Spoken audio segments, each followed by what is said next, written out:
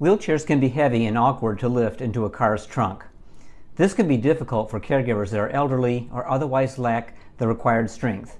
I am going to show you a way to load a wheelchair into the trunk of a car using a crutch as a lever. This will require only about 1/4 of the strength of loading the usual way.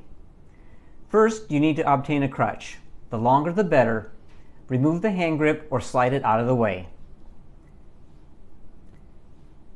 Open the car trunk and drape a blanket over the back of the car to protect it from scratches. Position the wheelchair against the car with the axle of the big wheels in line with the left edge of the car. Remove the wheelchair legs and cushion. Fold the wheelchair and lock the brakes. Tip, don't lift, the wheelchair back so the hand grips are resting on the ground. Fit the small wheels into the gap at the top of the crutch and let the arm pad rest inside the trunk. Stand behind the tip of the crutch and start raising it by walking your hands up.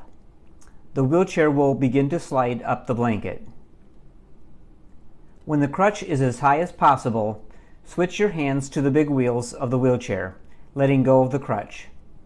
Then tip the wheelchair up and into the trunk. Position it with both the small and big wheels against the back of the trunk for unloading. Then disengage the crutch. Now, to unload the wheelchair.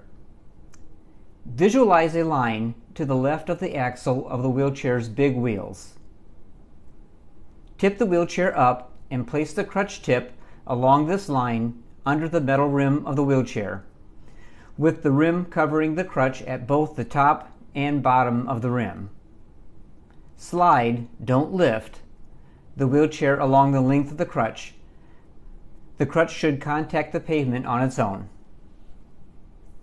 You may need to practice this 3 or 4 times to remember all the steps. This method may not work for all styles of cars, particularly if the trunk lid is not very high.